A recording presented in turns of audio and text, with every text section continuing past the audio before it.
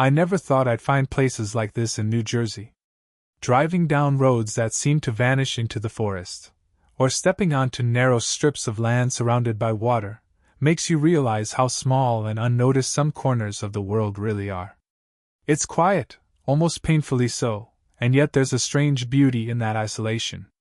I felt a mix of curiosity and unease as I explored each spot, wondering how people live here, what stories these lands could tell, and why such hidden, strange places exist right under everyone's noses.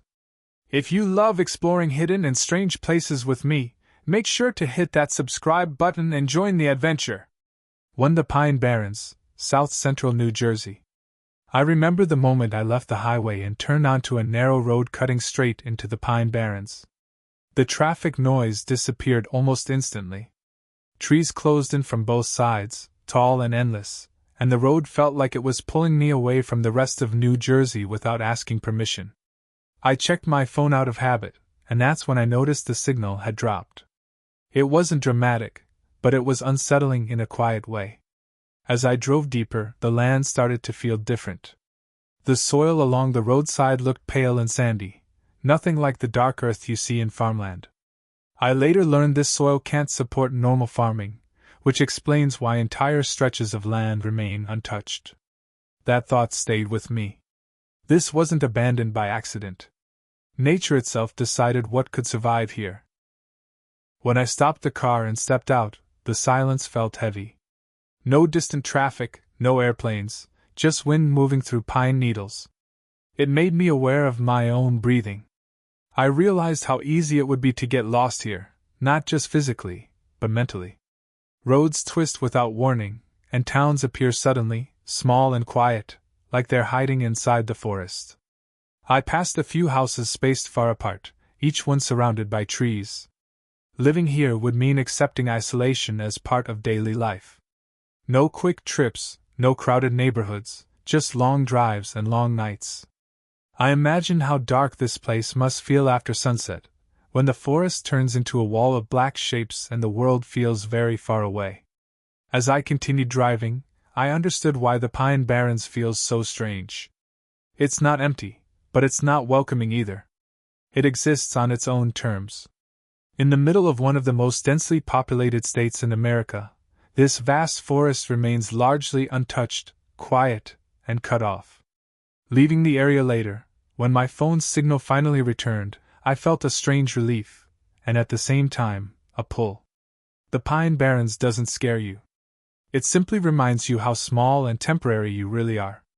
2. Sandy Hook Peninsula, Monmouth County. The first thing I noticed when I drove towards Sandy Hook was how the land began to narrow. The road felt like it was slowly being squeezed between water and sky. On one side, I could see the calm stretch of the bay, and on the other, the open Atlantic looked restless. It felt strange knowing that just a thin strip of land was holding everything together. As I crossed onto the peninsula, the air changed. It smelled salty and clean, and the wind felt stronger, almost like it was always moving. I parked the car and stepped out, and for a moment I just stood there listening. Waves crashed in the distance, but behind me, everything was quiet. It felt isolated in a way that surprised me, especially knowing how close this place is to busy cities. Walking along the shoreline, I kept thinking about how exposed this land is. There's nowhere to hide here. Water surrounds you, and the horizon feels wide and empty. I imagined what it must be like during storms, when the ocean decides to remind everyone who is really in control. That thought made the place feel fragile, like it could be changed overnight. I wandered past old structures and wide open spaces where nature seemed to be slowly taking things back. There were moments when I couldn't hear another human sound for minutes at a time. No cars, no voices, just wind and waves. It made time feel slower. I found myself thinking more than usual, about how rare it is to feel truly separated from everything else. As I walked further, the skyline of distant buildings faded into the background. Sandy Hook didn't feel like New Jersey anymore. It felt like a border between worlds, where land almost gives up and lets the water take over. The thought stayed with me, creating a quiet tension I couldn't shake. When I finally turned back, I felt a mix of calm and unease. Sandy Hook isn't strange because of stories or rumors. It's strange because of where it exists. A narrow piece of land, surrounded by water, standing alone. Driving away, I kept looking in the mirror, watching it disappear, knowing that even though millions live nearby, this place will always feel slightly cut off from the rest of the world. 3 Walpack Township, Sussex County. I didn't plan to feel uneasy when I drove into Walpack Township, but that feeling arrived before I even realized it. The road narrowed, trees leaned closer, and the Delaware River followed quietly beside me like it was guiding the way. It felt less like entering a town and more like slipping into a space that time had forgotten. The deeper I went, the fewer signs of life I saw. No busy streets, no shops, no noise. Just long stretches of road and forest pressing in from all sides. I knew Walpack is one of the least populated areas in New Jersey, but seeing it with my own eyes made that fact feel heavier. It was strange knowing millions live in the state, yet places like this still exist. I parked near an open area and stepped out of the car. The silence hit me immediately. It wasn't peaceful silence. It was the kind that makes you aware of every small sound, including your own footsteps. I could hear the river moving slowly in the distance, steady and calm, as if it had been here long before anyone else and would remain long after.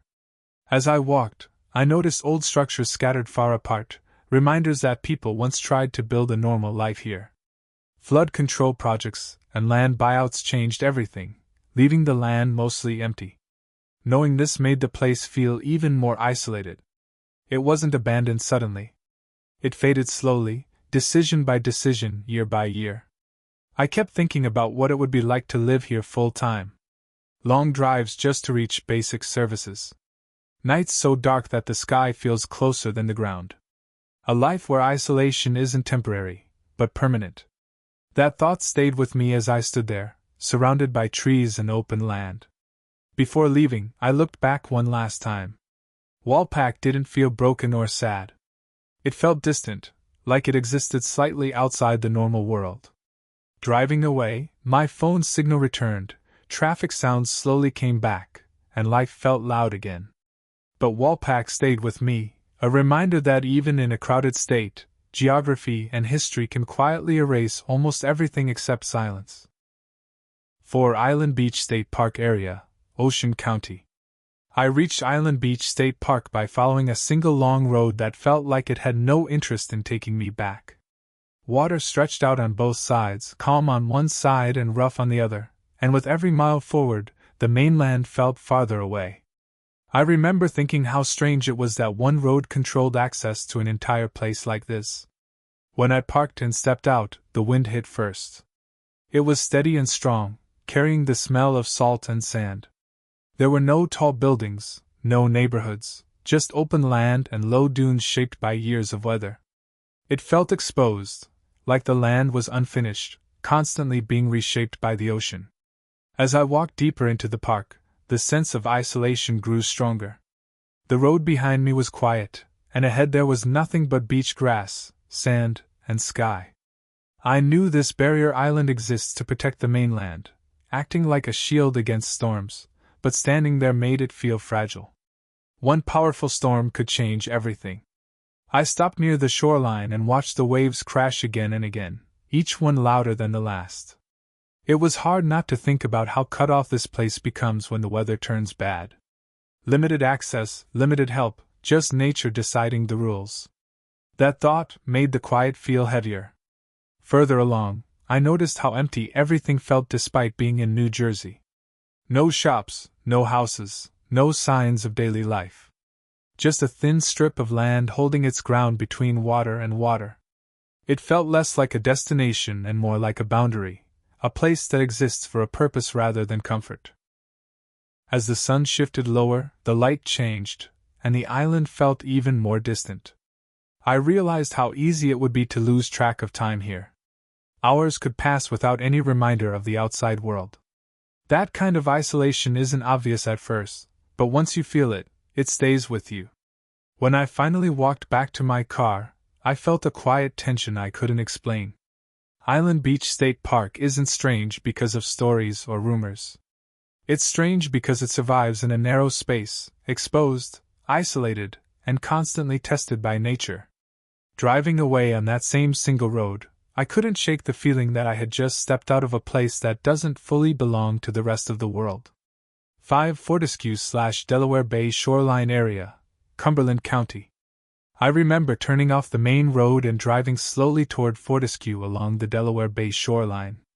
The houses became fewer, and the marshes began to dominate the landscape, stretching out on both sides like a green ocean. The road was narrow and seemed to fade into the distance, and I realized quickly that this place was physically cut off from much of the rest of New Jersey. Stepping out of the car, the first thing I noticed was the smell of salt and mud mixed together. It was sharp and fresh at the same time. The wind pushed against me steadily, carrying sounds from the bay, waves hitting the shoreline, birds moving across the sky, while behind me, the mainland felt miles away. I could see a few scattered houses, their paint faded, and docks reaching into the water, but no people were in sight. It was as if time slowed here. Walking closer to the marsh, the water reflected the sky in a way that made the horizon feel endless. I started thinking about what life must be like for anyone living here full-time. Access to towns, schools, or even basic supplies must be a challenge. Every drive, every errand would be framed by water and isolation. It made me appreciate how connected we normally are, and how fragile that connection can feel in a place like this. I wandered along one of the narrow lanes leading toward the bay and noticed the quiet around me. No cars, no distant city sounds, just the constant movement of nature. It was beautiful but also slightly unnerving, because you realize you're entirely dependent on the land and the tides. A storm could change everything here overnight. As I turned back toward my car, I glanced over the marsh one last time. Fortescue wasn't strange because of rumors or stories. It was strange because of its geography. Surrounded by water, limited access, and barely touched by human expansion, it existed on its own terms. Driving away, I felt the pull of the place linger.